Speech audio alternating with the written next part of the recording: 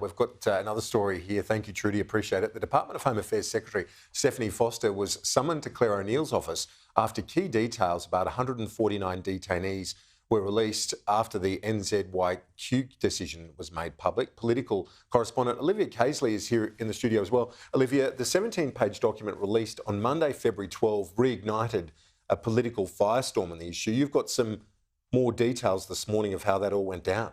Well, Sky News can reveal that Home Affairs Minister Clare O'Neil summoned the Department Secretary Stephanie Foster to her office over the release of this document, which essentially detailed the criminal records of some of those detainees released by the High Court after that NZYQ decision. I'm told it was an incredibly robust discussion, and sources have confirmed Ms Foster left the office visibly upset after Clare O'Neil, quote unquote, tore a strip off her. The document in question was this piece of paper, which you can see on screen there, which was requested by Shadow Home Affairs Minister James Paterson, and it essentially gave that specific breakdown of the crimes committed by the nearly 150 detainees. So 7 for murder or attempted murder, 37 for sexual offences and 72 of assault and violent offending, kidnapping or armed robbery.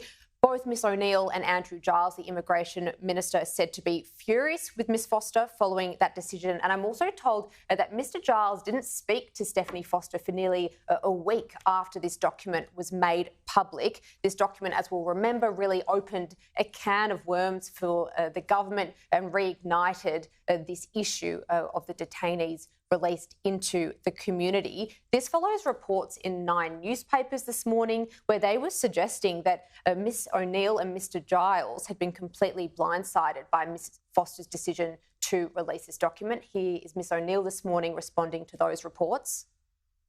Our government's really committed to transparency. The information was requested of government. Government provided the information public, so I'm not actually really sure where this story's come from and what it's all about. I didn't direct the public servant to do this. This is a little bit of a silly line of questioning, if I could say very respectfully.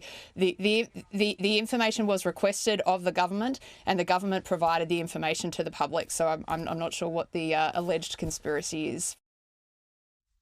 Now, on the whole, I'm told that Ms Foster and Ms O'Neil work together really closely and that they've got big plans for reforming the Department of Home Affairs. Now, Ms Foster, she's actually going to be before a Senate committee this evening where no doubt she'll be facing more questions around the NZYQ decision and also tensions between the Immigration Minister, Home Affairs Minister and also Attorney General, which is something I've been reporting on for some time now. And I wonder if this story as well might get a run tonight as well. I wouldn't be surprised.